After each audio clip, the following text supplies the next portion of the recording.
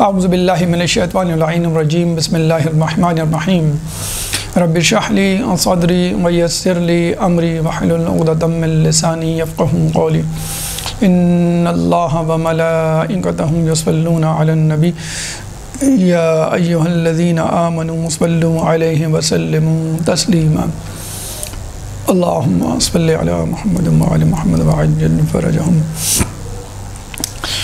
ایک مؤثر اور قابل توجہ مجلس کے جس میں سامعین و حاضرین آپ کی طرف غور و خوض سے سن رہے ہوں کس طرح پڑھی جائے، تو ہم نے مجلس کے عنوان سے یہ گفتگو کی تھی کہ ہم ایسی مجلس کو کہ جس میں آپ اپنی تمام تر کوششوں، حرکات و سکنات، باڈی لینگویج، چہرے کے تاثرات، موضوع کے انتخاب کے حوالے سے اگر مجلس پڑھنا چاہیں تو اس کوشش کو ہم 3 حصوں میں تقسیم کر سکتے ہیں۔ ایک تو خود مقرر، اس میں کیا خصوصیات ہوں، مثلا اخلاص ہو، اس کی نیت میں خلوص ہو، عالم با عمل ہو، جو کہہ رہا ہو اس پہ عمل کرتا ہو، مطالعے کا شوقین ہو، مسلسل مطالعے کی عادت ہو، اور ایک مشق، تمرین جو ہمہ وقت اس کو جاری رکھنی ہو، اپنی سلاست، اپنی روانی اور حافظے کی طاقت کے لیے۔ 4 نکات مقرر کے حوالے سے، 4 اہم خصوصیات جو آپ کے اندر ہونی چاہیے۔ دوسرا حصہ خود تقریر کے حوالے سے ہے کہ جس میں مزید 4 اہم نکات پیش کیے جانے تھے، جس میں سے 2 ہم آپ کے سامنے پیش کر چکے، یعنی اعتماد، یعنی اپنے اوپر اعتماد، خدا پہ اعتماد، مجمع پہ اعتماد، اور وہ اعتماد کیسے پیدا کیا جائے، اس کے بارے میں گفتگو ہوئی۔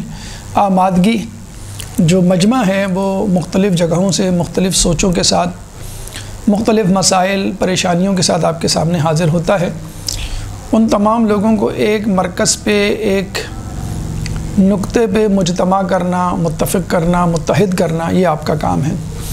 اس میں کس طرح کا مقدمہ جو ہے وہ بنایا جائے، کس طرح مقدمہ سازی کی جائے کہ تمام سامعین کا ایجنڈا مطمع نظر ایک ہو جائے۔ تیسرا اہم نقطہ خود تقریر کے حوالے سے تمثیلات۔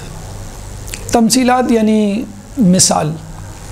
جیسا کہ آپ کو معلوم ہے، اگر آپ کسی چیز کو سمجھاتے ہیں، کسی نظریے کو باور کرواتے ہیں اور کسی صفت کی آگاہی دیتے ہیں، کسی تاریخی واقعے کی طرف اشارہ ہوتا ہے، جب تک اس حوالے سے کوئی مثال نہ دی جائے بات واضح نہیں ہوتی، بلکہ گھنٹوں کی تقریر اگر 1-2 منٹ کی مثال سے لوگوں کو سمجھانے کی کوشش کی جائے تو 1 گھنٹے کی تقریر ایک طرف اور 2 منٹ کی مثال ایک طرف۔ تو اپنی گفتگو میں تمثیلات یا مثالوں کا جو ہے وہ کمبینیشن، ترکیب اپنے ساتھ رکھیں۔ اور یہ مثال فقط آج ہی نہیں، برسوں سے چلی آ رہی ہے۔ خود رسول اکرم صلی اللہ علیہ وآلہ وسلم کے زمانے سے، ائمہ کے زمانے سے، ہر معصوم نے اور اس کے بعد ان کے اصحاب نے مثالوں کے ذریعے لوگوں کو باور کروایا ہے، اور بہت سی مشکل باتیں، مشکل موارد، مشکل فلسفے فقط ایک مثال سے سمجھ میں لوگوں کو آ گئے۔ مثلا ہم دیکھتے ہیں کہ رسول اکرم صلی اللہ علیہ وآلہ وسلم ایک جگہ سے گزر رہے تھے تو وہاں دیکھا کہ ایک مردار راستے میں پڑا ہوا ہے، کتا۔ تو رسول اکرم صلی اللہ علیہ وآلہ وسلم نے اپنے اصحاب سے پوچھا، تم میں سے کون ہے جو اس جانور کو خریدنا چاہے؟ تو اصحاب میں سے سب نے بالاتفاق یہ کہا کہ یہ تو ایسی چیز ہے، مردار ہے، نجس ہے، مرا ہوا جانور ہے، جس کو کوئی بھی شخص کسی بھی درہم، دینار یا قیمت کے بدلے خریدنا نہیں چاہے گا۔ رسول اکرم نے جواب دیا کہ بس خدا کے نزدیک دنیا کی مثال اس حقیر مردار کی سی ہے۔ تو دنیا میں اور دنیا اور آخرت کے تقابل میں اگر آپ دیکھیں، سمجھانا چاہیں تو دنیا میں موجود آرام، آسائش، اشیاء یا قیمتی چیزیں وہ تمام ملا کر بھی اس مردار کے برابر نہیں ہو رہی۔ تو کہنے کا مطلب یہ ہے کہ دنیا ایک حقیر شے ہے اور آخرت کے مقابلے میں اس کی مثال ایک حقیر مردار کی سی ہے۔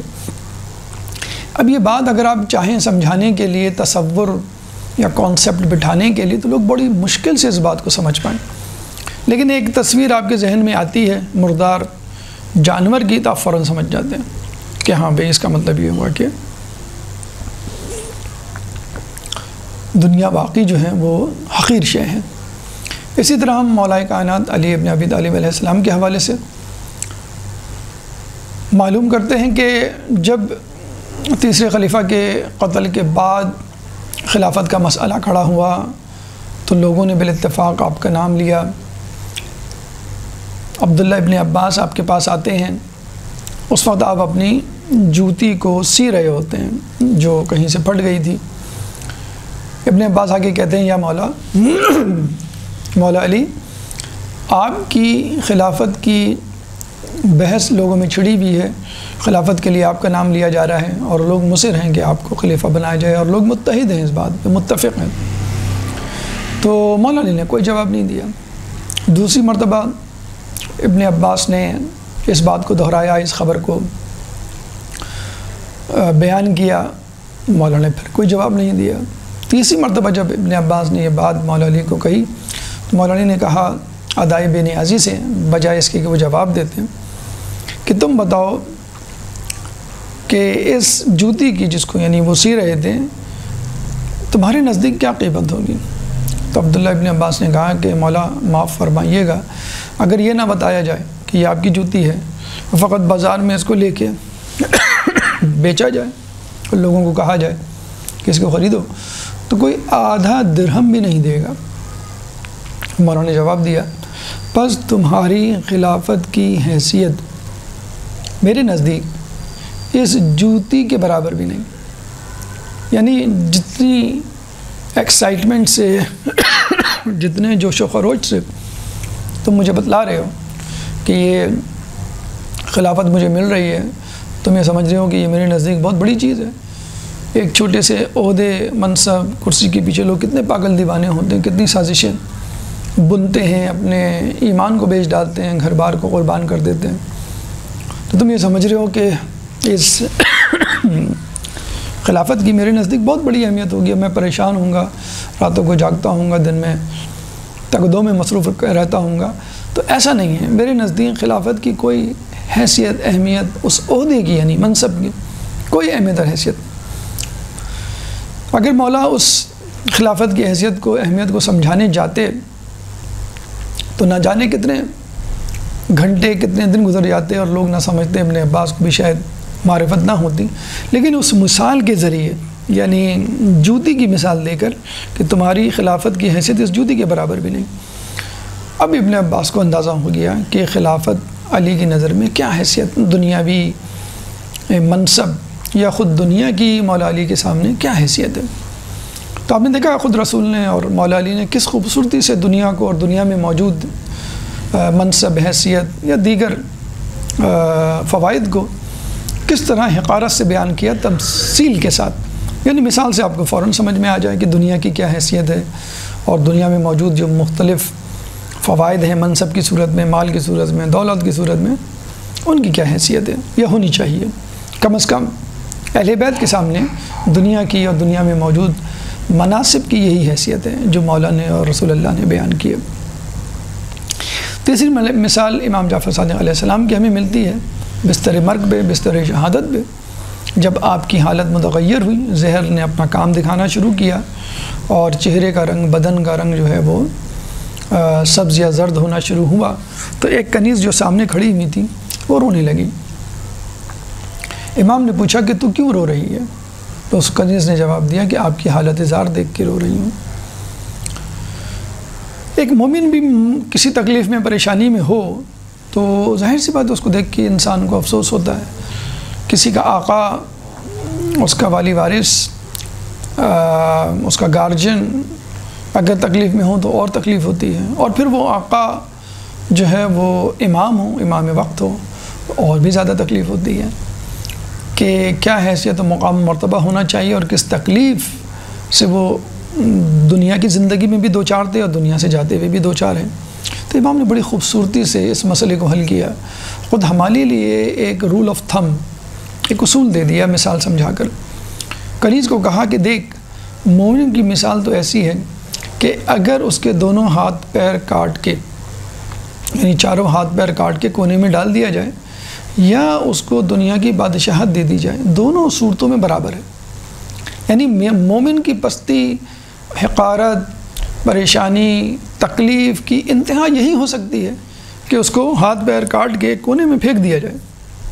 وہ ایک بے جان چیز کی طرح پڑا ہوا ہے جس کی طرف دیکھنا بھی نعوذ باللہ کوئی گوارہ نہ کرے.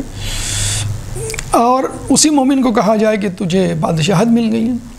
تو مومن کے نزدیک پہلے والی حالت اور دوسری والی حالت، یعنی معذوری کی، ایک گمنامی کے کونے میں پڑے رہنے والی حالت، اور بادشاہت اور شہنشاہیت، یہ والی حالت، دونوں برابر ہیں.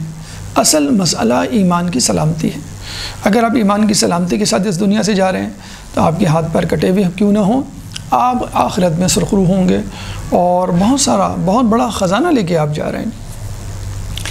اگر آپ جو ہے بادشاہت رکھتے ہیں اور دنیا جہاں کے خزانے آپ کے پاس موجود ہیں، لیکن جب اب اس دنیا سے جا رہے ہیں تو ایمان ہاتھ سے دھو کر جا رہے ہیں. جیسے بہت بنو امیہ بنو عباس کے بادشاہوں کے ہمیں حالات ملتے ہیں، کس طرح ظلم کیا، دنیا کے خزانے ان کے پاس تھے، لیکن جب دنیا سے گئے تو تہی دست، تہی دامن، یعنی کچھ بھی نہیں تھا. آخرت میں وہ نقصان، خسارہ اٹھانے والوں میں ہوں گے.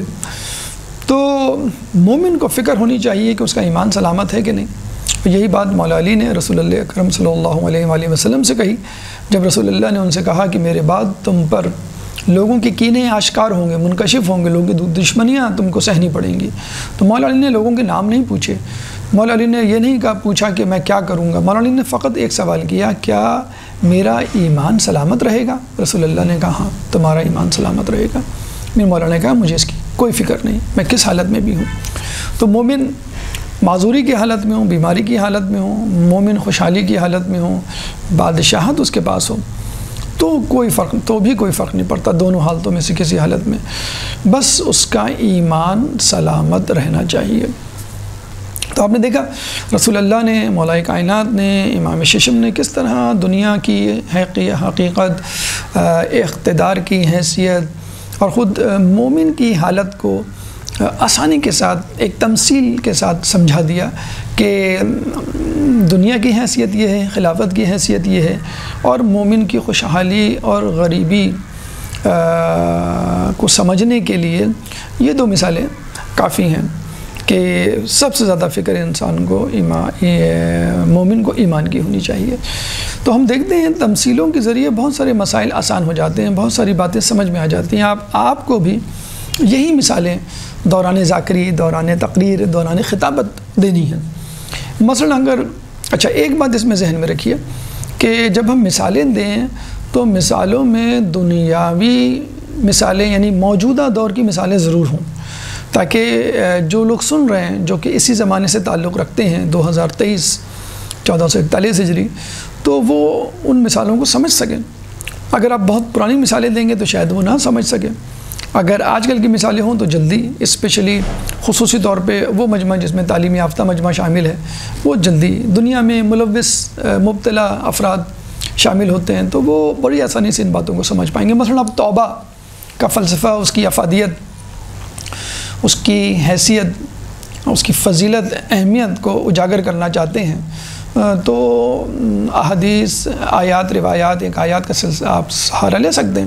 لیکن اگر ایک تمثیل دے دی جائے، مثلا ان کو یہ کہا جائے کہ توبہ کی مثال اینٹی وائرس کی سی ہے. جیسے آپ کے کمپیوٹر میں وائرس آ جائے تو اس کے لیے ایک اینٹی وائرس ڈالتے ہیں، وہ اس وائرس کو کل کر دیتا ہے، ختم کر دیتا ہے، ریموو کر دیتا ہے. یا آپ بیمار پڑتے ہیں، آپ کو انفیکشن ہوتا ہے، آپ کو اینٹی بائیوٹک دی جاتی ہے، وہ اینٹی بائیوٹک آپ کے اندر موجود جراثیم کو رفع کر دیتی ہے۔ یہ مثال جب ہم دیتے ہیں تو یہ بات بہت آسانی سے سمجھ میں آ جاتی ہے کہ توبہ کیا ہے۔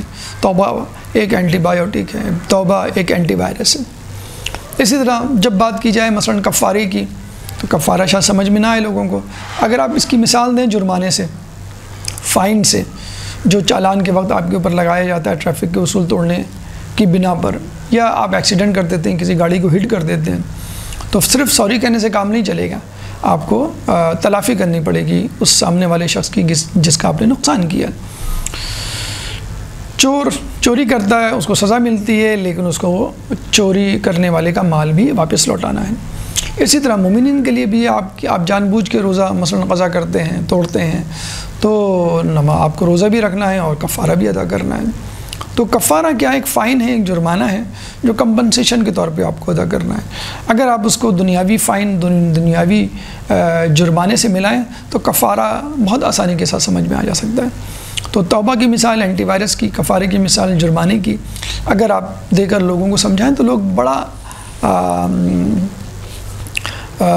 بڑی آسانی سے اس مسئلے کو سمجھ سکتے ہیں۔ اسی طرح اگر ہم صلہ رحمی کی بات کریں، خاندانی اختلافات کی بات کریں، تو خود مسلمانوں کے اندر موجود اختلافات کی بات کریں تو اس کی مثال ہم اس طرح دے سکتے ہیں کہ گاڑی ہے، اس کے اندر بہت سارے پارٹس ہیں، مثلا ویل ہے، انجن ہے، ڈیش بورڈ ہے، اسٹیئرنگ ویل ہے، اسپیڈومیٹر ہے، سیٹیں ہیں، ڈگی ہے۔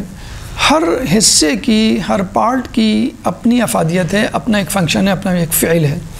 آپ گاڑی کے ویل کو اسٹیئرنگ ویل کی جگہ نہیں لگا سکتے، آپ انجن کے کسی پرزے کو ہٹا کر ڈگی میں نہیں رکھ سکتے، آپ سیٹ کو اٹھا کے چھت کے اوپر نہیں رکھ سکتے۔ اگر گاڑی میں موجود ہر پرزہ، انجن میں موجود ہر جز، کمپوننٹ اپنا اپنا کام انجام دے تو گاڑی اور انجن بخوبی چل سکتے ہیں۔ اسی طرح خاندان بکھر جاتے ہیں اگر انسان اپنا حفظ مراتب بھول جائے، یعنی بزرگوں کی کیا ذمہ داری ہے، بچوں کی کیا ذمہ داری ہے، خواتین کی کیا ذمہ داری ہے، مردوں کی کیا ذمہ داری ہے۔ اس طرح بین حاصل مجموعی عوام کے حوالے سے ہم بات کریں، جہلہ کی کیا ذمہ داری ہے، علماء کی کیا ذمہ داری ہے، عوام کی، خواص کی، جاہل اور تعلیم یافتہ طبقے کی اپنی اپنی ڈومین، اپنی اپنی ذمہ داریاں ہیں، وظائف ہیں۔ اگر اس پہ ہم فوکس کریں، عمل کریں تو ہمیں جو ہے وہ اختلافات کی طرف، انتشار کی طرف بڑھنے کی نوبتی یا وقتی جسے کہتے ہیں کہ نہیں مل سکے۔ تو مثالوں کے ذریعے سمجھائیں اپنی بات کو، موجودہ دور میں موجود جو چیزیں ہیں ان کے ذریعے آپ کو مثالیں دینی ہیں تو لوگ بہت آسانی سے سمجھ جائیں گے۔ اور اس کے ساتھ ساتھ ایک اور فائدہ یہ ہوگا کہ انسان، سننے والے لوگ اسلام کو آج کل کے موجودہ دور میں بھی قابل عمل سمجھیں گے۔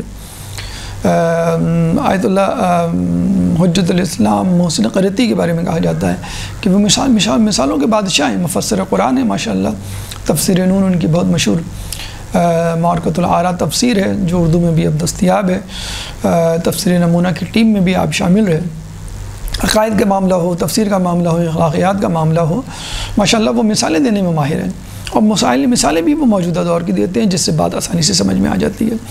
تو بعض اوقات آپ بہت بڑی تھیوری بیان کر رہے ہیں، فلسفہ بیان کر رہے ہیں، حتیٰ کہ قرآن، آیات، روایات، حکایات بھی بیان کر رہے ہوتے ہیں، لیکن مجمع جو ہے یا مجمع کا جو ہے وہ عرف ہے وہ اس بات کو درک نہیں کر پاتا، سمجھ نہیں پاتا۔ تو ایک مثال اگر ہم دیں، جیسے توبہ کے حوالے سے ہم نے بات کی، صلہ رحمی کے حوالے سے بات کی، ہم نے جرمانے کے حوالے سے بات کی، یا معصومین میں دنیا کی حقیقت، خلافت کی حیثیت یا ایمان کی اہمیت کے حوالے سے مثالیں دی گئیں، وہ مثالیں دیکھ کے سن کے آدمی فوراً سمجھ جاتا ہے اور اس مثال میں کھو جاتا ہے، اور اس مثال پر اس نظریے کو، فلسفے کو تطبیق کرتا ہے، فٹ کرتا ہے، اور بآسانی مسئلے کو حل کر لیتا ہے۔ تو اپنی گفتگو میں، اپنی تقریر میں مثالوں کو جگہ دیجیے، اور جب تک عوام متفق نہ ہو مثالیں بدل کے دیجیے۔ اگر ایک مثال نہیں سمجھ آ رہی تو دوسری مثال، یعنی اینٹی بائیوٹک کی مثال، اینٹی وائرس کی مثال، 2 مثالیں آپ نے ایک ساتھ دے دیں، تو 2-3 مثالیں آپ اپنے ذہن میں رکھیے اور مجموعے کو دیکھتے ہوئے، ان کے رسپانس کو دیکھتے ہوئے وہ مثالیں پیش کریں۔ تو بہت بڑے بڑے بڑے قضیے جو ہے وہ حل ہو جائیں گے۔ تیسرا نقطہ، اعتماد آمادگی کے بعد کہ جو ایک تقریر کرنے والے کے مزاج میں، طبیعت میں ہونا چاہیے، تقریر کے دوران اس کو اس نقطے کو اپنانا چاہیے، اس پہ عمل کرنی چاہیے، اس حکمت عملی پہ۔ چوتھا نقطہ جو تقریر کے حوالے سے، جب آپ ممبر پہ بیٹھے ہوتے ہیں، جب تقریر کر رہے ہوتے ہیں، وہ ہے حرکات و سکنات، آپ کی جو باڈی لینگویج۔ ٹھیک ہے، جب آپ بولیں گے تو آپ بولیں گے، یعنی گفتگو کرنے سے پہلے جب آپ کمرے میں داخل ہوتے ہیں، جب ہال میں داخل ہوتے ہیں، جب آپ بیٹھتے ہیں اپنی کرسی پہ، محراب پہ، مسجد میں، جس جگہ، تو تقریر کرنے سے پہلے اور تقریر کے دوران آپ کی جو باڈی لینگویج ہے، آپ کی حرکات و سکنات، چہرے کے تاثرات، آئی موومنٹ، یہ سب کچھ بھی بہت کچھ کہہ رہے ہوتے ہیں۔ آپ بالکل چٹان کی طرح، پہاڑ کی طرح ایک سپاٹ چہرہ لے کے بیٹھ جائیں اور سامنے رکھی ہوئی کتاب سے کوئی پیراگراف پڑھ دیں، لوگوں کو سمجھ میں نہیں آئے گا۔ دیکھیں، گفتگو میں لوگوں کی زیادہ دلچسپی ہوتی ہے بنسبت مطالعے میں، یعنی جو آپ تقریر کر رہے ہیں، فرض کر لیں آپ نے کہیں لکھی ہوئی ہے تقریر، اور وہ لوگوں کو پامفلیٹ بانٹ دیے جائیں اور آدھا گھنٹہ دے دیا جائے، پون گھنٹہ دے دیا جائے کہ بھئی یہ آپ مجلس میں جو کچھ پڑھا جانا تھا وہ کسی وجہ سے نہیں آئے، اس کو پڑھ لیں، اور بس یہی بات کرنی تھی ان کو جو آنے والے تھے، آپ اس کو پڑھ لیں تو مقصد پورا ہو جائے گا۔ کوئی بھی عاقل بالغ آدمی اس بات کو اپریشیٹ نہیں کرے گا، وہ یہ کہے گا کہ نہیں، ہمیں تو سننے کے لیے آنا تھا اور آئے ہیں ہم، اور ہم سننا چاہتے ہیں۔ تو گفتگو یا نطق یا بولنا یا مکالمہ زیادہ بہتر اور مؤثر ہوتا ہے، افیکٹو ہوتا ہے بنسبت پڑھائی کے، مطالعے کے۔ اسی لیے آپ دیکھ لیں، خصوصاً پاکستان میں سننے والے لوگ تو بہت ملیں گے آپ کو، مجمع بھرا ہوا ہوتا ہے مجلسوں میں، لیکن اسی مجمع کو کوئی کتاب، کو کتابچہ، کوئی ورق، 2-4 صفحے دے دیے جائیں گے، یہ جا کے آپ پڑھیں، تو شاید 5% لوگ بھی نہ پڑھیں۔ تو یہ ہمیشہ یاد رکھیے کہ گفتگو میں، مکالمے میں انسانوں کی زیادہ دلچسپی ہوتی ہے، اور جو فرق ہیں مکالمے یا گفتگو میں اور تحریر میں، ان میں سے ایک فرق آپ کی باڈی لینگویج، آپ کے چہرے کے تاثرات، آپ کی آنکھوں کی حرکات، یہ بہت اہمیت رکھتی ہے۔ یہ بہت سارے فرقوں میں سے ایک فرق ہے بولنے میں اور پڑھنے میں، سننے میں اور پڑھنے میں۔ تو آپ کی باڈی لینگویج بتلا دیتی ہے کہ آپ بگنر ہیں یا ایکسپرٹ ہیں، آپ مبتدی ہیں، ابھی آپ نے شروع کی ہے ذاکری، یا آپ بہت عرصے سے کرتے ہوئے آ رہے ہیں۔ مثلاً جو نیا پڑھنے والا ہوگا وہ مضطرب ہوگا، بلکہ جہل کے بارے میں کہا جاتا ہے الجہل مضطرب والعلم مطمئن، یعنی جہل مضطرب ہوتا ہے، کنفیوز ہوتا ہے، ٹینس ہوتا ہے، اسٹریسفل ہوتا ہے، اور ایک اضطراری کیفیت سے گزر رہا ہوتا ہے، اور اس کو اپنے لہجے پہ اعتماد نہیں ہوتا، جو وہ بات کر رہا ہوتا ہے اس میں اعتماد نہیں ہوتا۔ اسی طرح جو عالم ہوتا ہے، جو ایکسپرٹ ہوتا ہے، جو تجربہ کار ہوتا ہے، اس کی باڈی لینگویج اور اس کی حرکات و سکنات، اس کا جیسچر، اٹھنے بیٹھنے کی نشست و برخاست بتلا دیتی ہے کہ یہ جو ہے ایکسپرٹ ہے، یہ عالم ہے، یہ مطمئن ہے جو کہہ رہا ہے، اور اس کو معلوم ہے کہ وہ کیا کہہ رہا ہے۔ رٹے رٹائے انداز سے، جو کہ عموماً مبتدی بگنرز لوگوں کا طریقہ کار ہوتا ہے، تو ان کو پتہ بھی نہیں ہوتا ہم کیا کہہ رہے ہیں اور کس جملے پہ ہمارا فیشل ایکسپریشن کیا ہوتا ہے۔ ان کو یہ فکر ہوتی ہے کہ بس جو ہم نے رٹا ہے، جو ہم نے حفظ کیا ہے، اس کو جلدی سے ہم A to Z، الف سے لے کے یہ تک بیان کر دیں۔ لیکن جو سمجھ بوجھ کے پڑھتا ہے، جو ایکسپرٹ ہوتا ہے، اس کے چہرے کے تاثرات، اس کے حرکات و سکنات اس کی مختلف ہوا کرتی ہیں۔ جو مبتدی ہوگا، جو بگنر ہوگا، وہ راشا یا ٹریمرز، لرزہ طاری کیے ہوئے آپ کے سامنے آئے گا، بار بار جو ہے وہ چیزوں کو ادھر سے ادھر رکھے گا، بار بار مائک سیٹ کرے گا، بار بار لوگوں سے نظریں ہٹائے گا یا نظریں ملانے سے گریز کرے گا۔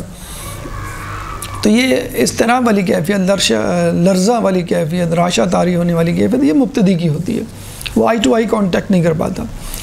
جبکہ جو ایکسپرٹ ہوتا ہے، تجربہ کار ہوتا ہے، جو عالم ہوتا ہے اور اعتماد کے ساتھ تقریر کر رہا ہوتا ہے، کافی عرصے سے کر رہا ہوتا ہے، علم، مطالعہ، مشق کے ساتھ وہ لوگوں کے سامنے آتا ہے وہ بہت مطمئن ہوتا ہے، بہت ریلیکس ہوتا ہے، بہت کول ہوتا ہے. جب وہ آتا ہے تو وہ اس کے اندر کپکپاہٹ نہیں ہوتی، ایک ٹھہراؤ ہوتا ہے، نشست و برخاست میں ایک تمکن ہوتا ہے، ایک ڈگنیٹی ہوتی ہے، اور اس ڈگنیٹی اس وقار کے ساتھ جو ہے وہ لوگوں سے بات کر رہا ہوتا ہے. یہ طریقہ کار آپ رکھیں کہ لوگوں کو جب فیس کریں تو گھبرائیں مت. آپ یہ نہ سمجھیں کہ آپ جو ہیں وہ ایسے لوگوں میں آ گئے ہیں جو آپ کے سامنے تلوار لے کے کھڑے ہوئے ہیں، یا جسے کہتے ہیں کہ آپ کی کلاس لینے کھڑے ہوئے ہیں، آپ سے مواخذہ کرنے کھڑے ہوئے ہیں. آپ نے تھوڑی سی بھی غلطی کر دی تو وہ نعوذ باللہ آپ کے اوپر ٹوٹ پڑیں گے خدا نخواستہ. تو مبتدی والی کیفیت نہ ہو.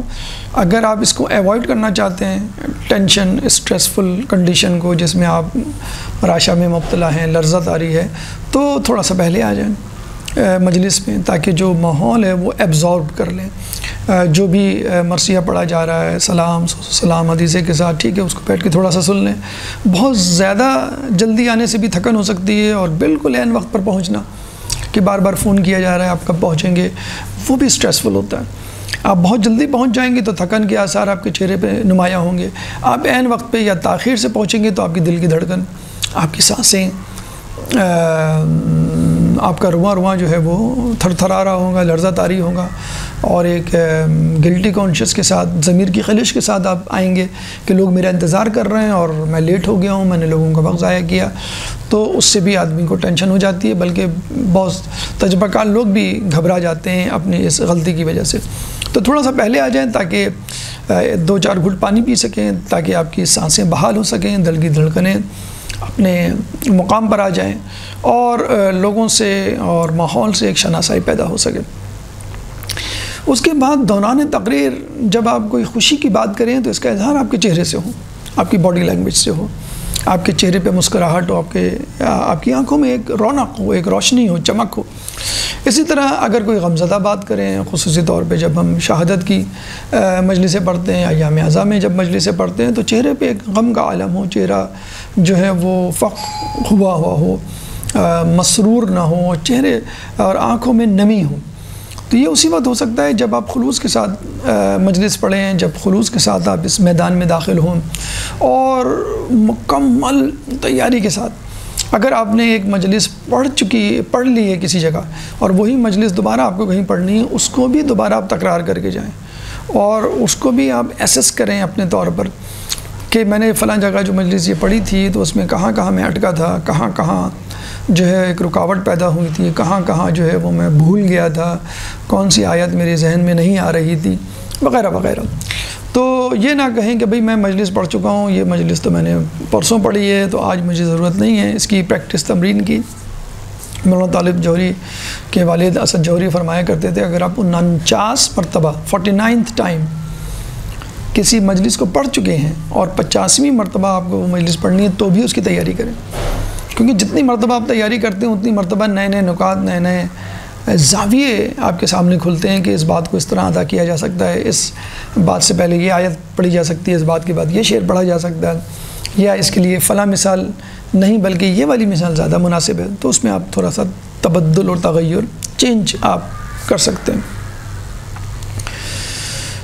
خوشی اور غم کے حوالے سے آپ کے ایکسپریشن، آپ کی باڈی لینگویج مختلف ہونی چاہیے، اور بگنرز کی اور ایکسپرٹ کی باڈی لینگویج کے بارے میں ہم نے آپ کو بتا دیا.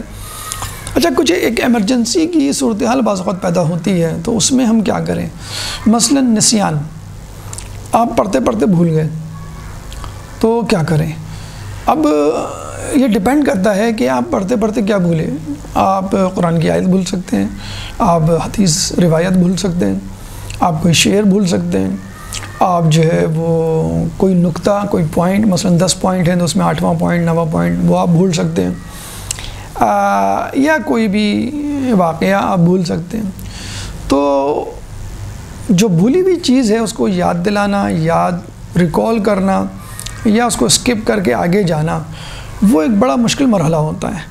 اور سننے والے کو اگر پتہ چل جائے کہ آپ بھول گئے ہیں، یا آپ اپنا ریگریٹ، اپنی پشیمانی، افسردگی ظاہر کر دیں، اضطراب ظاہر کر دیں کہ ہاں میں بھول گیا ہوں. دیکھیں، ایک ڈاکٹر علاج کرتے ہوئے کسی مریض کا پریشان ہو جائے، ٹینس ہو جائے، اسٹریسفل ہو جائے. اسٹریسفل تو ہوتا ہے وہ، لیکن اس کا اظہار کر دے کہ میں خود بھی بڑا پریشان ہوں، ان کو کیا ہو گیا ہے. تو مریض کے ساتھ آنے والے لوگ جو ہیں وہ اور زیادہ پریشان ہو جائیں گے کہ بھئی جب ڈاکٹر ہی پریشان ہے، اس کو سمجھ میں نہیں آ رہا، اس کا مطلب پریشانی کا مطلب اس کو مرض سمجھ میں نہیں آ رہا، تو وہ علاج کیا کرے گا. تو اگر آپ نے اپنی پریشانی ظاہر کر دی تو سامنے والے لوگ یہ کہیں گے بھئی ان کو تو آتا ہی نہیں ہے، ان کو معلوم ہی نہیں ہے، ان کو اپنے موضوع پہ دسترس ہی نہیں ہے، کمانڈ نہیں ہے، تو یہ کیا ہمیں بتائیں گے، کیا ہمیں سکھائیں گے. ایک راستہ دکھانے والا چند قدم چل کے آپ کو کہے کہ بھئی مجھے سمجھ نہیں آ رہا ہم کہاں آ گئے. اگر اس کو سمجھ میں بھی نہیں آ رہا ہم کہاں آ گئے، تو وہ خود اپنے طور پہ پوری کوشش کرے سمجھنے کی اور اپنی پریشانی کا اظہار نہ کرے. گھر کا حاکم باپ اگر اپنی پریشانی، مالی پریشانی اپنے بچوں کے سامنے ظاہر کرے تو ظاہر سی بات ہے پھر بچوں میں وہ خود اعتمادی نہیں رہے گی. تو مقرر، خطیب یا تقریر کرنے والا جو ہے ایک گارجن ہوتا ہے، ایک باپ کی سی حیثیت رکھتا ہے، ایک رہنما کی سی حیثیت رکھتا ہے. رہنما لیڈر کنفیوز ہو جائے گا تو پھر آپ کس طرح اپنی بات کو منوا سکیں گے یا لوگوں کو قائل کر سکیں گے. مثلا آپ آیت بھول جاتے ہیں، اب پریشان ہونے کی ضرورت نہیں ہے، لوگوں کو بتانے کی ضرورت نہیں ہے کہ میں بھول گیا ہوں اور مجھے یاد نہیں آ رہا، حالانکہ میں نے یاد کیا تھا وغیرہ وغیرہ. نہیں، آپ اس آیت کو پڑھیں، اگر بھول گئے کوئی بات نہیں، آپ اس کا ترجمہ بیان کر دیں، اس کی تشریح بیان کر دیں، اس کا مفہوم بیان کر دیں. اور لوگوں کو تو نہیں معلوم کہ وہ آیت کتنی لمبی ہے، لوگوں کو تو نہیں معلوم کہ آپ عربی بھی یاد کر کے آئے تھے، آپ ترجمہ سنا دیں. لیکن جب آپ تقریر کر رہے ہوتے ہیں اور کوئی پوائنٹ بھول جاتے ہیں تو لوگوں کے پاس آپ کی تقریر ریٹن فارم میں نہیں ہوتی ہے کہ آپ کہیں کہ ہاں بھئی آپ یہ پوائنٹ بھول گئے، یا آپ نے یہ پوائنٹ ادھورا بتایا، اس میں یہ آیت آپ نے نہیں بتائی، اس آیت کا نشان نہیں بتایا.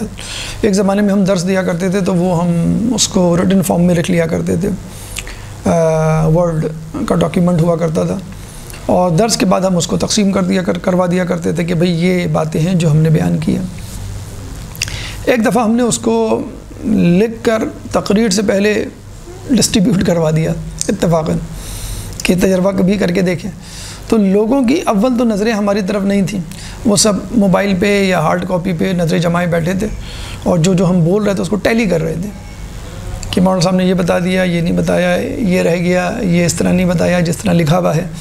تو وہ خود ہم پریشان ہو گئے کہ لوگ ہمیں چیک کر رہے ہیں، لوگ ہمیں ٹیسٹ کر رہے ہیں، جتنے بھی 50-60 لوگ بیٹھے ہوئے ہیں یہ ہمارے ممتحن ہیں، ایگزامینر ہیں، اور ہم اسٹوڈنٹ ہیں، ہم ایگزام دینے آئے ہیں، اور یہ پیپر لے کے ہمیں سن رہے ہیں ہماری تقریر کو کہ کیا رہ گیا ہے، کیا نہیں بیان کیا گیا.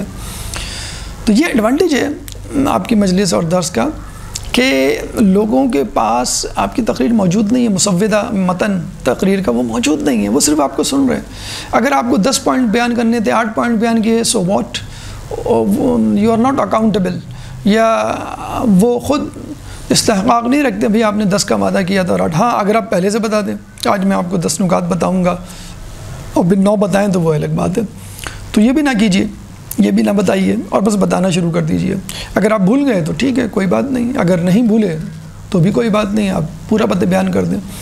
تو آیت بھول گئے تو کوئی بات نہیں، آپ نے اس کا ترجمہ یا مفہوم بتا دیا یا کوئی اور آیت، اور جب یاد آ گئی وہ آیت تو وہ آیت بھی بتلا دی گئی. کوئی ضروری نہیں ہے کہ آپ جو ہے وہ ترتیب رکھیں اگر ترتیب کی ضرورت نہیں ہے. اگر ترتیب کی ضرورت ہے تو آپ پلے بیک کر کے آ جائیں کہ ہاں یہ آیت رہ گئی تھی، اس کو بھی بیان کر دیا جائے تو بہت اچھا ہوگا.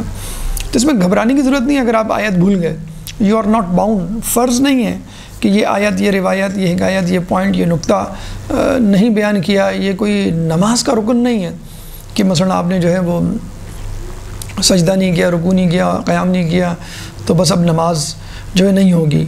تو نماز میں بہت سارے مستحبات ہیں، اگر نہیں کریں تو بھی نماز ہو جاتی ہے. تو آپ پوری مجلس کو مستحب ہی سمجھیں. آپ کی مطلب یہ سورہ فاتحہ نہیں ہے کہ آپ نے نہیں پڑھی وہ آیت یا وہ سورہ جو آپ کو پڑھنی تھی، اگر نہیں پڑھی تو آپ کی مجلس جو ہے وہ کینسل ہو گئی یا فیل ہو گئے آپ. تو آپ اس کا ترجمہ بیان کر دیں، نہیں بیان کر رہے ہیں تو کوئی دوسری آیت بیان کر دیں. آپ نے آیت پڑھنی شروع کی ذالک الکتاب، مثلا آپ کو آیت پڑھنی تھی سورہ بقرہ کی آیت نمبر 2، ذالک الکتاب لا ریب فیہ ھدی للمتقین الذین یؤمنون بالغیب ویقیمون الصلاۃ ومما رزقناہم ینفقون. یہ پوری آیت تھی کہ اس کتاب میں کوئی شک نہیں، ہدایت متقیوں کے لیے، جو غیب پر ایمان لائے، جو نماز قائم کرتے ہیں اور جو رزق ہم نے دیا ہے اس میں سے خرچ کرتے ہیں. ٹھیک ہے، یہ پورا ترجمہ تھا. اب آپ نے شروع کی ذالک الکتاب لا ریب فیہ.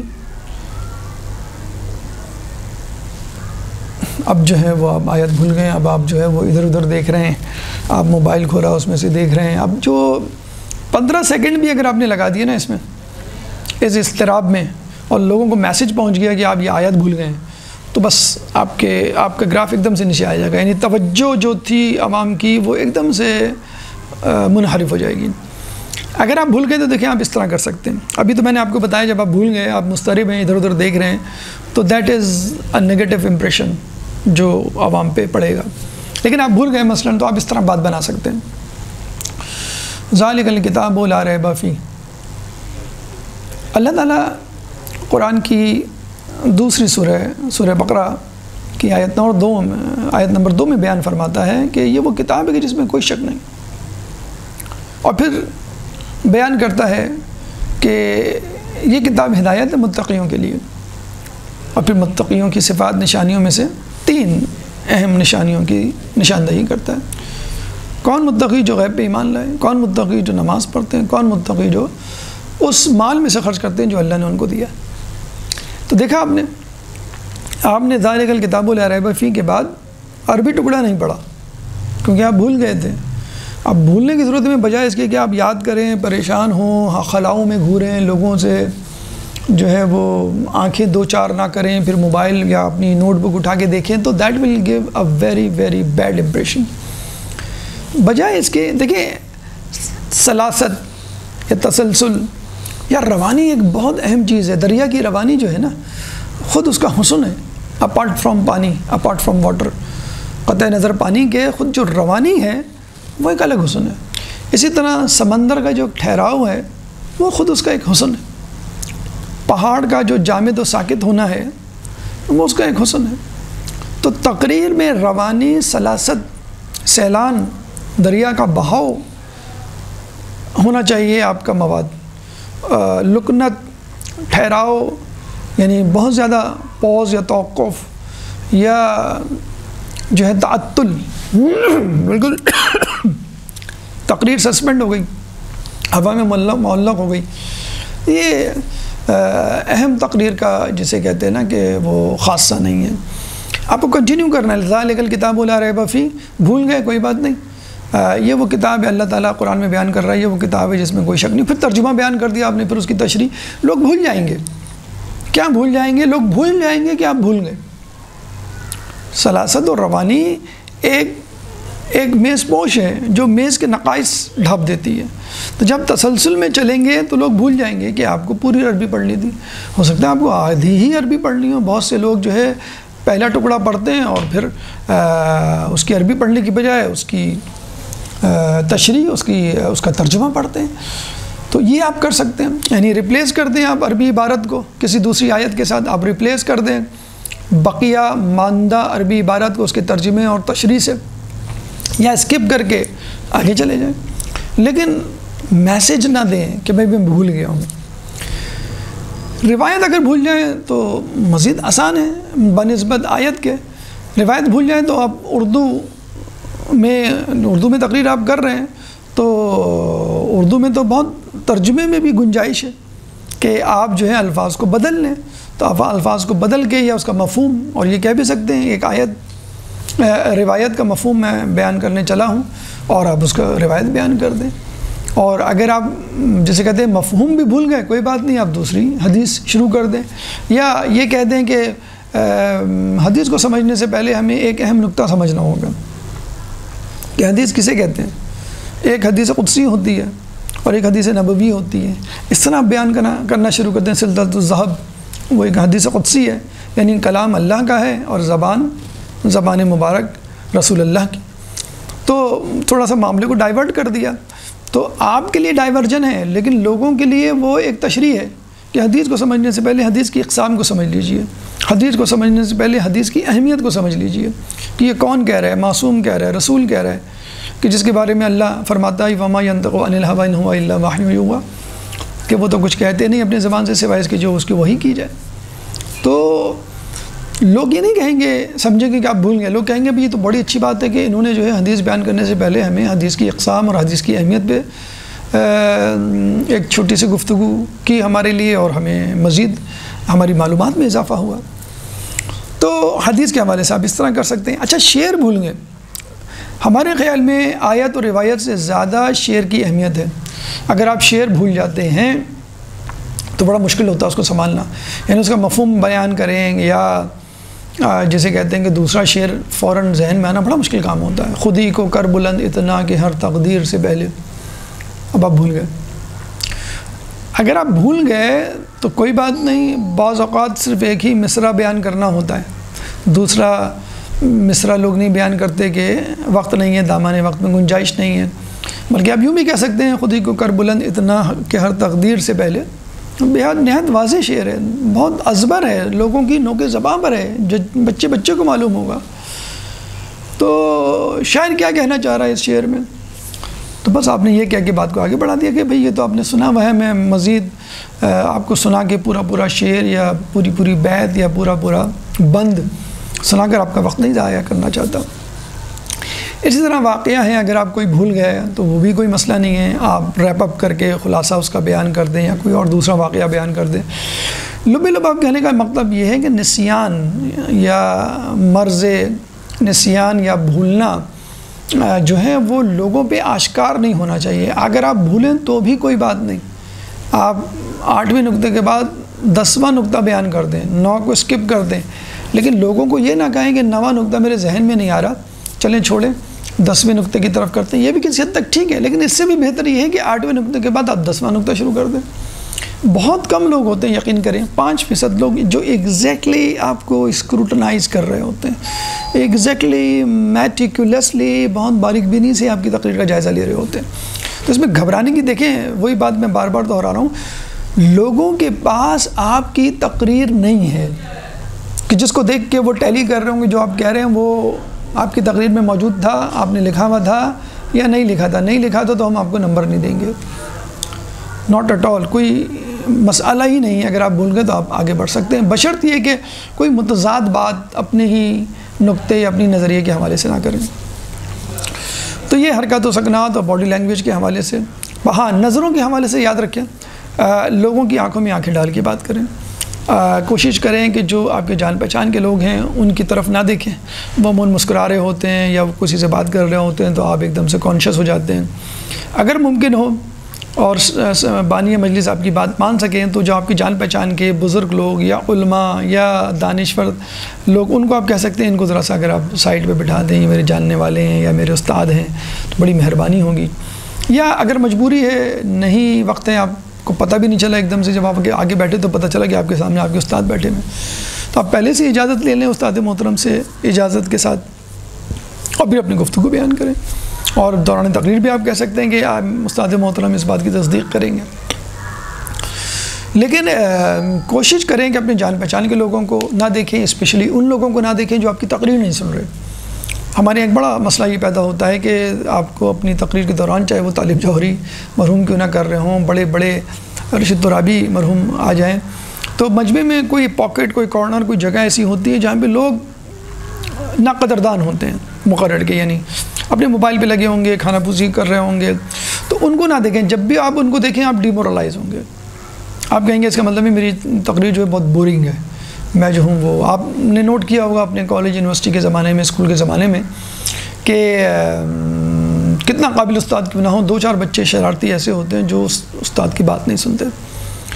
تو استاد کا، مقرر کا یہ فریضہ ہے کہ ان لوگوں کی طرف دیکھ کے بات کرے جو اس کو سن رہے ہیں، فوکسڈ ہیں اس کی طرف، اور ان لوگوں کی طرف نہ دیکھے جو ناقدردان ہیں۔ یہ تو مطلب ہیومن سائیکالوجی بھی یہی کہتی ہے۔ دوسری بات یہ ہے کہ مسلسل ایک کو دیکھ کے بھی بات نہیں کرنی چاہیے، یا ایک طرف دیکھ کے بھی بات نہیں کرنی چاہیے۔ آپ کا چہرہ ریڈار کی طرح چاروں طرف گھوم رہا ہوں، آگے پیچھے گھوم رہا ہوں، دائیں بائیں آگے پیچھے۔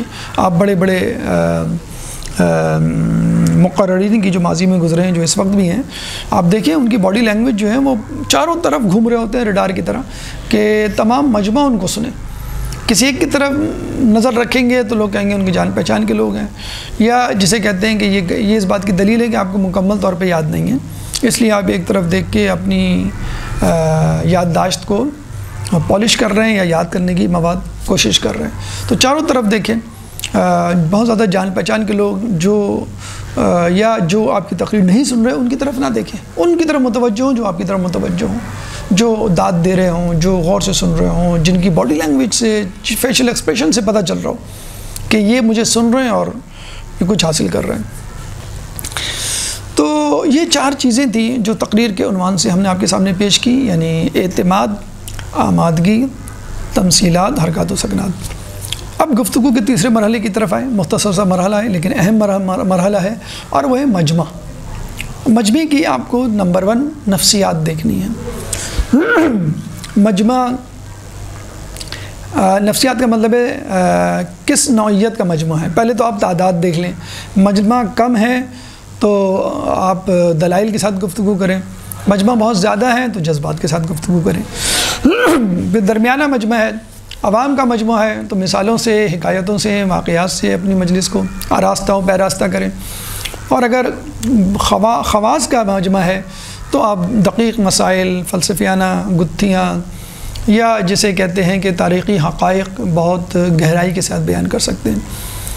اس طرح تعلیم یافتہ ماڈرن مجمع ہے، مغربی دنیا سے واقف ہے یا مغربی دنیا میں رہنے والا ہے، آنے جانے والا ہے، تو اس کو جدید علوم، جدید ٹیکنالوجی یا جدید ٹرمینالوجی کے حوالے سے، جو سوشالوجی یا پولیٹیکل سائنس یا ماحول، جدید ماحول میں موجود جو اشیاء ہیں، چیزیں ہیں، ان کو سامنے لا کر، ان کی مثالیں دے کر اپنی بات کو کلیریفائی کریں، ان کی وضاحت کریں۔ مجمع اگر غریب ہے تو غربت کی شان یا کسمہ پرسی کی فضیلت، فقر کی اہمیت کو اجاگر کریں، ایسے اعمال اذکار جو غریب آدمی انجام دے سکتا ہو، نماز روزہ مثلا کثرت سے، وہ بیان کریں۔ اگر امیر ہے تو پھر اس کے سامنے انفاق فی سبیل اللہ، خیرات، زکوٰۃ، خمس، حج، عمرہ، زیارت کی باتیں کریں کیونکہ وہ افورڈ کر سکتا ہے۔ لوگوں کی مدد کے حوالے سے بات کریں کیونکہ وہ یہ کام کر سکتا ہے۔ تو عوام، خواص، جاہل، تعلیم یافتہ، امیر، غریب، ان طبقوں کو ذہن میں رکھتے ہوئے خواتین کا مجمع ہو تو الگ گفتگو، مردوں کا مجمع ہو تو الگ مثالیں، خواتین اور مردوں کا مجمع ہو تو الگ مثالیں، الگ انداز۔ خواتین کے مجمع میں آپ خواتین کے حوالے سے گفتگو کریں، وہاں پہ جہاد کی باتیں بہت زیادہ، کفیل بننے کے حوالے سے، رزق کمانے کے حوالے سے بہت زیادہ گفتگو نہیں ہو سکتی، وہاں حجاب کے حوالے سے گفتگو ہو سکتی ہے، وہاں تربیت اولاد کے حوالے سے گفتگو ہو سکتی ہے، وہاں پہ شوہرداری کے حوالے سے گفتگو ہو سکتی ہے، وہاں وہ علم جو بچے کی تربیت کے لیے ممدود و معاون ہے اس حوالے سے گفتگو ہو سکتی ہے، گھر کی سجاوٹ بناوٹ کے حوالے سے، خود اہل بیت کی جو خواتین ہیں ان کی تمثیلات، ان کی مثالیں بیان کر کے بات ہو سکتی ہے۔ مردوں کا مجموعہ ہو تو ان کا معاملہ الگ ہوتا ہے، حرام حلال روزی کے حوالے سے بات ہو سکتی ہے، فقہی مسائل جو حج عمرہ زیارت کے حوالے سے ہوتے ہیں، یا جس میں وہ لیڈرز ہوتے ہیں، رہنما ہوتے ہیں، یا وکیل ہوتے ہیں شادی بیاہ کے حوالے سے، تو وہ مردوں کے حوالے سے آپ ذہن میں رکھتے ہوئے جہاد کے حوالے سے، ظہور امام کے حوالے سے بات ہو سکتی ہے۔ تو مجمع جوانوں کا ہو، جوانی کے مسائل الگ ہوتے ہیں، جوانی کے گناہ الگ ہوتے ہیں، جوانی کی مصروفیات اور مشغولیات الگ ہوتی ہیں، تو اس حوالے سے بھی گفتگو ہو۔ ایک بوڑھوں کا مجموعہ ہے، اس میں آپ زیادہ سخت بات کر سکتے ہیں تقوی کے حوالے سے، لیکن ایک جوانوں کا مجموعہ ہے، اس میں بہت زیادہ تقوی کے حوالے سے گفتگو نہیں کر سکتے، بہت زیادہ نوافل، مستحبات، بہت زیادہ اذکار کے حوالے سے گفتگو نہیں ہو سکتی، اس کے پاس تو مجلس میں آنے کا ٹائم نہیں ہے، نماز پڑھنے کا ٹائم نہیں ہے، تو اس کو ایسی باتیں جو واجبات کے گرد گھومتی ہوں، ایسی باتیں سوشل ایکٹیویٹیز کے گرد گھومتی ہوں، ایسی باتیں جو اس کی روٹین میں، اس کی پرسنلی بلڈ اپ میں، کریکٹر بلڈنگ میں معاون ہوں، وہ آپ کر سکتے ہیں۔ دوسری اہم بات جو مجمع کے حوالے سے ہے وہ بشارت۔ آپ بشارت دینا سیکھیں، خوشخبری دینا سیکھیں۔ آج کل کا جو ماحول ہے، آج کل کے جو حالات ہیں، مادیت پرستی کا جو غلبہ ہے، گناہوں میں جو آلودہ ہے پورا معاشرہ، اس میں اگر آپ خوشخبری یا آسان اعمال، اذکار کی صورت میں، یا کوئی ایسا عمل جو بہت بڑے ثواب کا ذریعہ بن سکے دیں گے تو لوگ خوش ہوں گے آپ سے۔ بشارت دیں اور ڈراوے دونوں قرآن میں موجود ہیں۔ رسول اللہ کو بشیر اور نذیر دونوں کہا گیا ہے، لیکن بشارتیں زیادہ دی گئی ہیں بنسبت ڈرانے کے، کیونکہ اللہ کے رسول نے خود فرمایا کہ عیسیٰ علیہ السلام، یحییٰ علیہ السلام دونوں اللہ کے نبی تھے۔ عیسیٰ علیہ السلام بشارتیں دینے والے زیادہ تھے، یحییٰ علیہ السلام ڈراوا دینے والے زیادہ تھے۔ عیسیٰ علیہ السلام اللہ سے بہت زیادہ خوشگمان تھے معافی کے، بخشش کے حوالے سے، اور یحییٰ علیہ السلام بہت زیادہ خوفزدہ ہوتے تھے سزا اور جہنم کے عذاب سے۔ لیکن ان دونوں میں عیسیٰ علیہ السلام بہتر ہیں، برتر ہیں۔ رسول اللہ نے یہ بھی کہا، یعنی انسان کے دل میں دونوں چیزیں ہونی چاہیے، سوء ظن، حسن ظن کہہ لیجئے، یا بہتر الفاظ یہ ہے کہ امید اور مایوسی، جنت کی امید بھی ہو اور مایوسی بھی ہو کہ کہیں جنت میرے ہاتھ سے نہ نکل جائے، لیکن امید کا وزن مایوسی سے یا خوشی کا وزن غم سے زیادہ ہونا چاہیے۔ یعنی اللہ آپ کو جنت میں بھی ڈال سکتا ہے، دوزخ میں بھی ڈال سکتا ہے، لیکن آپ زیادہ پر امید ہوں کہ اللہ آپ کو جنت میں ڈالے گا، یہ زیادہ بہتر ہے۔ تو اسی طرح آپ کی تقریر میں، مجلس میں خوشخبری زیادہ ہونی چاہیے بنسبت ڈراوے کے۔ آپ قبر کا عذاب، آپ آخرت کی سختی، جہنم کا عذاب اگر یہ بیان کرنا شروع کر دیں تو دیکھیں کتنے لوگ آئیں گے۔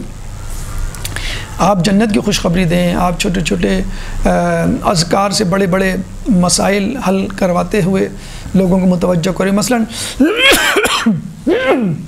اذکار کے حوالے سے آپ بیان کریں کہ اگر کوئی شخص کھانا کھانے کے بعد الحمدللہ کہے تو اس نے روزہ رکھنے کا ثواب ملتا ہے۔ بیٹھے بٹھائے آپ نے روزے کا ثواب لوگوں کو دلوا دیا۔ 14 گھنٹے 18 گھنٹے کا روزہ کوئی رکھے، کتنا مشکل کام ہے۔ الحمدللہ کہہ کے آپ وہ ثواب سیکنڈ میں کما سکتے ہیں۔ سبحان اللہ۔ سلیمان علیہ السلام ایک دفعہ اپنے لشکر کے ساتھ اڑتے ہوئے قالین پر بیٹھے ہوئے تھے، تو ایک کسان نظر آیا جس نے سلیمان علیہ السلام کی سواری کو قالین کو اڑتا ہوا دیکھ کر کہا سبحان اللہ۔ انہوں نے فوراً حکم دیا، وہ قالین نیچے اترا اور اس شخص سے کہا کہ تمہیں معلوم ہے یہ جو سبحان اللہ تم نے کہا ہے اس کی کتنی بڑی فضیلت ہے، کیا قیمت ہے؟ اس نے کہا نہیں۔ کہنا یہ تمہارا سبحان اللہ کہنا میری تمام بادشاہت سے افضل ہے۔ بادشاہت انسانوں کے اوپر ان کی بادشاہت تھی، جانوروں کے اوپر ان کی بادشاہت تھی، ہواؤں کے اوپر ان کی بادشاہت تھی، جنوں پر ان کی بادشاہت تھی، چرند پرند پر ان کی بادشاہت تھی، حشرات الارض چونٹیوں پہ ان کی بادشاہت تھی، لیکن صرف سبحان اللہ کہنا ان کی بادشاہت کے اوپر فوقیت رکھتا ہے۔ اگر آپ سبحان اللہ کہیں تو گویا سلیمان علیہ السلام کی بادشاہت آپ نے حاصل کر لی۔ درود کہتے ہیں کہ جنت میں ہر کسی کو کوئی نہ کوئی حسرت رہے گی، میں فلاں نیکی کر لیتا، میں فلاں نیکی کر لیتا، میں زیادہ نیکی کر لیتا تو میں زیادہ اچھے مقام پہ چلا جاتا۔ لیکن جو لوگ دنیا میں کثرت سے درود پڑھتے ہوں گے ان کو کوئی حسرت نہیں ہوگی۔ بیٹھے بٹھائے آپ نے اتنا بڑا ثواب، اتنا بڑا مقام لوگوں کو دے دیا کہ جنت میں جانا، پھر جنت میں جا کر بھی مغموم اور حسرت زدہ رہنا یہ ہوگا، لیکن ان لوگوں کو نہیں ہوگا کہ جو درود پڑھتے ہوں گے۔ آیت اللہ محدث نوری نے جو مسائل شیعہ کے لکھنے والے ہیں اور شیخ عباس قمی کے استاد جن کی مفاتی ہمارے گھر میں ہیں، یعنی مفاتی لکھنے والے کے استاد، ایک دفعہ خواب میں امام زین العابدین علیہ السلام کو دیکھا تو تڑپ کر کہا کہ یا امام میں بڑھاپے کی حدود میں داخل ہو چکا ہوں، قریب المرگ ہوں، حسرتیں رہ گئیں، فلاں کام کر لیتا، فلاں کتاب لکھ لیتا، فلاں دینی فریضہ انجام دے لیتا، فلاں عبادت کر لیتا، لیکن کچھ نہیں کر سکا، کیا کروں؟ تو امام نے کہا کوئی بات نہیں، ہم تمہارے حصے کا ادھورا کام مکمل کریں گے، بس تم اس کے بدلے میں ہم پر درود و سلام بھیجو، ہم پہ درود پڑھو۔ کتنا آسان کام ہے۔ ہم میں سے کتنے لوگ ہیں، بلکہ تقریباً تمام ہی لوگ ہیں جن کے دل میں کوئی نہ کوئی حسرت، دنیاوی نہیں، دنیاوی بھی اور دینی بھی حسرت رہ جاتی ہے۔ کاش میں نمازیں اول وقت پہ پڑھتا، کاش میں نماز شب کی پابندی کرتا، کاش میں حج کر لیتا، کاش میں عمرہ زیارت۔ ان تمام حسرتوں کا اگر فرض نمازیں اور روزے ہیں یا حج ہے وہ تو آپ کو کرنا ہی ہے، لیکن نوافل کے حوالے سے آپ کی حسرتیں ہیں تو وہ درود پڑھنے سے حل ہو جائیں گی۔ اور درود اللہم صلی علی محمد وعلی محمد 5 سیکنڈ بھی نہیں لگتے۔ الحمدللہ، سبحان اللہ، درود، یہ چھوٹے چھوٹے اذکار ہیں جو چلتے پھرتے آپ ادا کر سکتے ہیں۔ لوگوں کو بتائیے اور وہ آپ کے ثواب میں شامل ہو جائیں، آپ ان کے ثواب میں شامل ہو جائیں، بشارت ہے یہ بھی۔ اس طرح چھوٹے چھوٹے عمل ہیں، آپ مجلس میں آتے ہیں، روتے ہیں، گریہ کرتے ہیں، آپ کا آنسو آپ کے رخسار تک نہیں پہنچتا، آپ کی بخشش ہو جاتی ہے. یعنی آپ روئے، آپ کی بخشش ہو گئی معرفت کے ساتھ، بشرط یہ کہ ایک شخص رسول کے امام کے پاس آتا ہے، امام سے کہتا ہے مجھے تو رونا ہی نہیں آتا. کچھ لوگ ہیں ان کو رونا نہیں آتا. تو امام نے کہا من بکا و ابکا فلاح الجنہ و من تباکی فلاح الجنہ. جو رویا، جس نے رلایا، اس کے لیے جنت. ومن تباکی، جس نے رونے جیسی شکل بنائی، اس کے لیے بھی جنت. دیکھا آپ نے، رونے جیسی شکل ہی بنا لیں، اس کے لیے بھی جنت، آپ کے لیے بھی جنت ہو جائے گی. تو چھوٹے چھوٹے عمل. ایک ملتا ہے پرانے زمانے میں ایک شخص تھا جو مجلس میں آیا کرتا تھا، اس کو جو ہے وہ چائے کا بڑا شوق تھا. اس مجلس میں چائے بطور نظر ملتی تھی. وہ بار بار اٹھتا، چائے کا کپ لے کر آتا، چائے پیتا، پھر اٹھتا. تو ایک صاحب اس کو مسلسل دیکھتے اور بہت زیادہ ناگواری کا اظہار کرتے، بلکہ تمام ہی مجمع، کہ یہ بار بار اٹھتا ہے چائے پینے کے لیے. تو اس کا انتقال ہو گیا. اسی علاقے میں موجود ایک عالم دین نے اس کو خواب میں دیکھا، جو اس کی اس طبیعت سے اور عادت سے واقف تھے. پوچھا تمہارا کیا حال ہے؟ تو اس نے کہا کہ میں، بلکہ ان کو خود اس شخص کو خود دیکھا کہ وہ قبر میں بیٹھا ہوا دسترخوان پہ انواع اقسام کے کھانے کھا رہا ہے، مشروبات سے لطف اندوز ہو رہا ہے. پوچھا تمہارا کیا حال ہے، خیریت سے ہو اور یہ نعمتیں؟ تو اس نے کہا کہ میں جو امام کی مجلس کی نیاز ہوتی تھی چائے، اس کو بہت محبت کے ساتھ امام کی نیاز، امام کے ہاتھوں کی چائے پی کے، بنی ہوئی چائے سمجھ کے پیا کرتا تھا. اس لیے امام حسین نے مجھے یہ عنایت دی ہے، اور یہ بھی کہا ہے کہ جنت میں اس سے زیادہ ملے گا، اس سے زیادہ ملنے کا وعدہ بھی کیا ہے. اس کا مطلب کیا ہوا کہ مجلس سے وابستہ ہر چیز، امام معصوم سے، رسول سے، اسلام سے، خدا سے وابستہ ہر چیز کا احترام اگر دل میں ہے، چاہے وہ چھوٹی اور دنیاوی کیوں نہ ہو، پست حقیر کیوں نہ ہو، نعوذ باللہ بظاہر، اس کا بھی اپنا مقام ہے. تو نیاز کھانے والوں کو بھی کمتر نہ سمجھیے. نیاز کی اپنی اہمیت ہے. کہا جاتا ہے یہ شفا ہے. کتنے لوگوں کو، بیماروں کو اس سے شفا ملی ہے. تو لوگوں کو بتائیں کہ مجلس حسینی میں جو آنسو بہایا جاتا ہے اس کی کیا اہمیت ہے. لوگوں کو بتائیں مجلس حسینی میں ہر عمل، حتیٰ کہ جو نیاز کھا رہے ہیں آپ، یہ نہ سمجھیں کہ اس میں کوئی ثواب نہیں ہے، فقط دنیاوی فائدہ ہے، لذت ہے. نہیں، آخرت کا بھی فائدہ ہے. لوگ مجلس کے بعد گھر چلے جاتے ہیں، اپنے اہل خانہ کے ساتھ بیٹھتے ہیں. دیکھنے والا تو کہے گا بھئی اب یہ ثواب کما رہا تھا، اب یہ دنیا میں مشغول ہو گیا، لہو و لعب میں مشغول. جی نہیں. حدیث رسول ہے کہ مرد کا اپنے اہل خانہ کے ساتھ بیٹھنا مجھے مسجد نبوی کے اعتکاف سے زیادہ افضل لگتا ہے، زیادہ افضل ہے مسجد نبوی میں اعتکاف سے. تو اب دیکھیے، جن چیزوں کو ہم بظاہر لہو و لعب سمجھتے ہیں، کھیل تماشا سمجھتے ہیں، شغل سمجھتے ہیں، ہابی سمجھتے ہیں، کچھ نہیں سمجھتے دینی حوالے سے کہ یہ وقت کا ضیاع ہے، اس کو بھی اللہ کے رسول ثواب قرار دے رہے ہیں. تو ہم کیوں نہیں بیان کرتے یہ باتیں؟ چھوٹے چھوٹے اذکار کیوں نہیں بیان کرتے لوگوں کے سامنے؟ چھوٹی چھوٹی نیکیاں، چاہے وہ نظر کھانے والی نیکی ہو. اسی طرح لوگوں کا اپنے گھر والوں کے ساتھ بیٹھنا، یہ بھی ثواب ہے. اعتکاف سے زیادہ اہمیت ہے اس کی.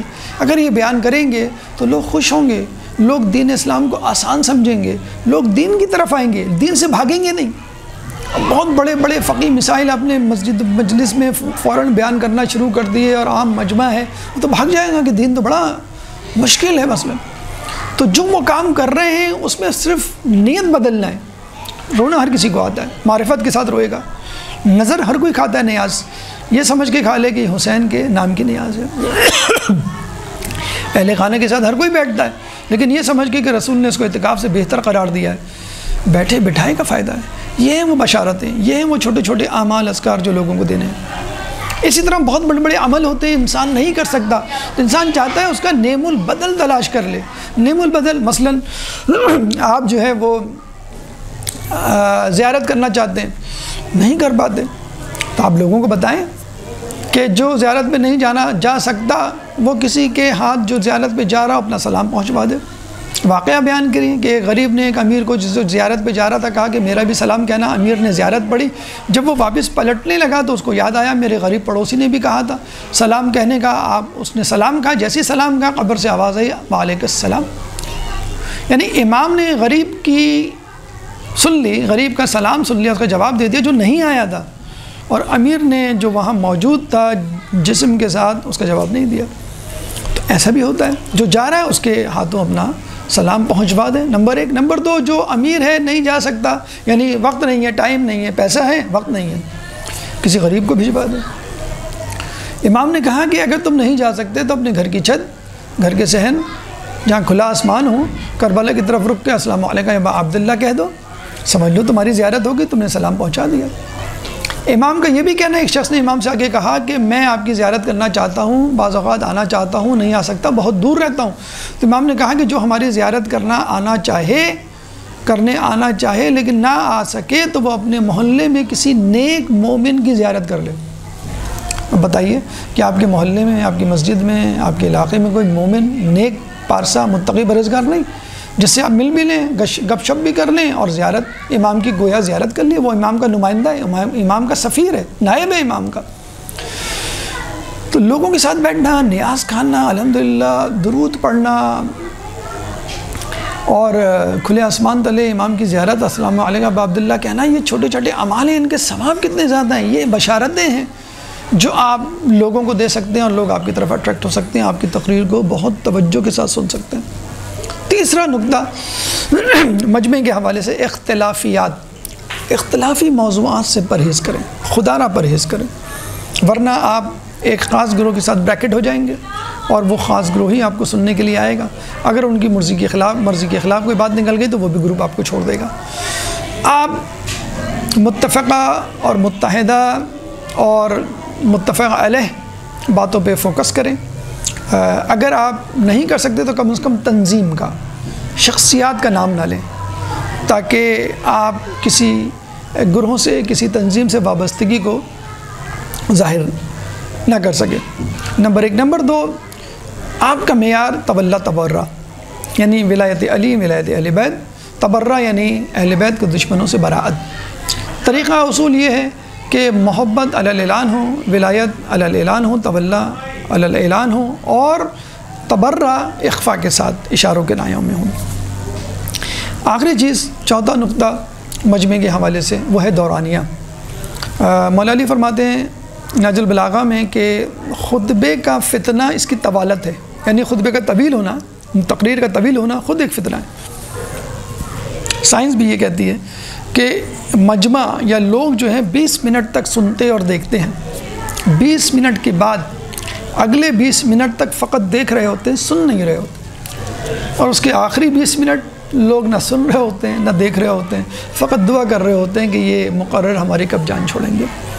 تو یہ مجمع کی سائیکالوجی ہے، مجمع کی نفسیات ہے، جس کو دیکھتے ہوئے آپ کو گفتگو کرنی ہے۔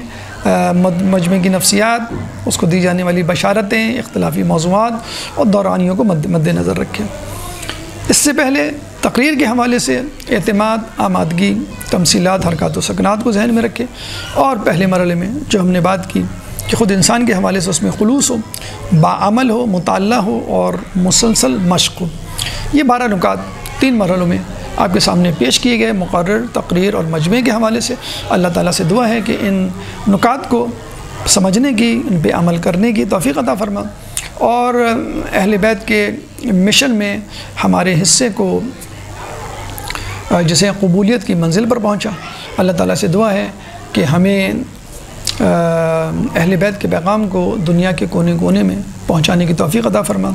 جو پریشان حال ہیں ان کی پریشانی کو دور فرما، جو بے روزگار ہیں ان کو رزق حلال عطا فرما، جو رزق حلال کما رہے ہیں ان کے رزق حلال میں برکت عطا فرما، جو مقروض ہیں ان کے قرضوں کو عطا فرما، جو زندان میں ان کو رہائی عطا فرما، جو گمشدہ ہیں ان کو ان کے پیاروں سے ملا، جو سفر میں ان کو منزل عطا فرما۔ مسلمان دنیا میں جہاں جہاں ظلم و ستم کا نشانہ بنے ہوئے ان سے ظلم و ستم کو دور فرما، امام کے ظہور میں تعجیل فرما، ہمیں ان کے انصار و اعوان میں شامل فرما۔ ربنا تقبل منا انک انت السمیع العلیم وتب علینا انک انت التواب الرحیم برحمتک یا ارحم الراحمین۔